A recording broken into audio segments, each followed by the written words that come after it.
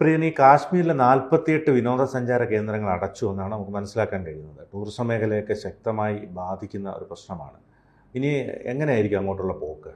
അതായത് കാശ്മീർ എന്ന് പറഞ്ഞു കഴിഞ്ഞാൽ തന്നെ ടൂറിസത്തിനെ ആശ്രയിച്ചാണ് അവരുടെ ജീവിതമാർഗം തന്നെ. 87 വിനോദസഞ്ചാര കേന്ദ്രങ്ങളാണ് പ്രധാനമായും കാശ്മീരിലുള്ളത്. അതിൽ 48 എണ്ണമാണ് ഇപ്പോൾ അടച്ചിരിക്കുന്നത്. അനന്തനാഗിലെ സൂര്യക്ഷേത്രം ഉൾപ്പെടെയുള്ളവ അടച്ചുവെയിൽ വരും. അതിനോടൊപ്പം തന്നെ ഈ ടൂറിസം കേന്ദ്രങ്ങൾ അടയ്ക്കുക എന്ന് പറഞ്ഞു കഴിഞ്ഞാൽ അതിനോടൊപ്പം ഉള്ള ഹോട്ടലുകൾ, റിസോർട്ടുകൾ ഇവയെല്ലാം പൂട്ടുകയാണ് ചെയ്യുന്നത്. അവിടേക്ക് ആൾക്കാർ ചെക്ക് ഇൻ ചെയ്യില്ല. അങ്ങനെ വരുമ്പോൾ കാശ്മീർ ആകെ പ്രതിസന്ധിയിലാകും.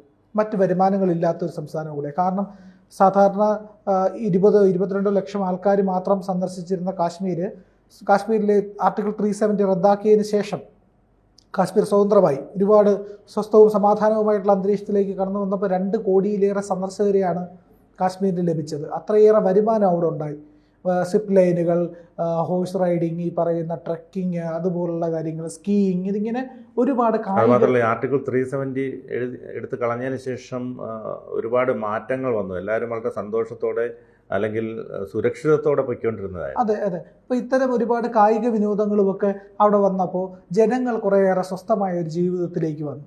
സാധാരണഗതിയിൽ സാധാരണ ഇന്ത്യയിൽ എങ്ങനെ ജീവിക്കുന്നു അതുപോലത്തെ ഒരു ജീവിതത്തിലേക്ക് വന്നു. 370 അതിൽ വലിയ സ്വാധീനമാണ് ഇവർ പറഞ്ഞതുപോലെ ചെയ്തത്.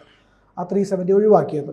അങ്ങനെ ഇരിക്കുന്ന അവസ്ഥയിലാണ് ഈ ഭീകരാക്രമണം ഉണ്ടായത്. അവരുടെ വരുമാനം പൂർണ്ണമായി ഇല്ലാതായി എന്ന് മാത്രമല്ല, കാശ്മീരിലെ മുൻപുണ്ടായിരുന്ന പോലെ സൈനിക വിന്യാസം പല മേഖലകളിലും നടത്തിയിരിക്കുകയാണ്. ഇപ്പോൾ ശ്രീനഗറിലൊക്കെ ചെന്ന് കഴിഞ്ഞാൽ ഈ ദാൽ തടാകത്തിൻ്റെ കരയിൽ ഇഷ്ടം പോലെ പട്ടാളക്കാരും ആയുധമേന്തിയ സുരക്ഷാ ഉദ്യോഗസ്ഥരൊക്കെ നിൽക്കുന്ന കാണാം. സാധാരണഗതിയിൽ 1-2 ആൾക്കാരുള്ളിടത്ത് ഇപ്പോൾ കൂടുതൽ സൈനിക വിന്യാസം നടത്തേണ്ടി വരുന്നു എന്നുള്ളതാണ് സുരക്ഷാ കാരണങ്ങളാൽ. ഈ ദാൽ തടാകത്തിലെ ശിക്കാരകളൊക്കെ ഉണ്ടല്ലോ, അതൊക്കെ ഇങ്ങനെ സഞ്ചാരികളെ കാത്തിരിക്കുന്ന ഫോട്ടോകളെന്ന് പല മാധ്യമങ്ങളിലും വന്നിട്ടുണ്ട്. അങ്ങനെ കാശ്മീർ വലിയ പ്രതിസന്ധിയിലേക്ക് പോയിക്കൊണ്ടിരിക്കുകയാണ്. കൂടുതൽ വാർത്തകളും വിശേഷങ്ങളും നിങ്ങളിലേക്ക് എത്താൻ ABC മലയാളം സബ്സ്ക്രൈബ് ചെയ്യുക, ബെൽ ബട്ടണും അമർത്തുക.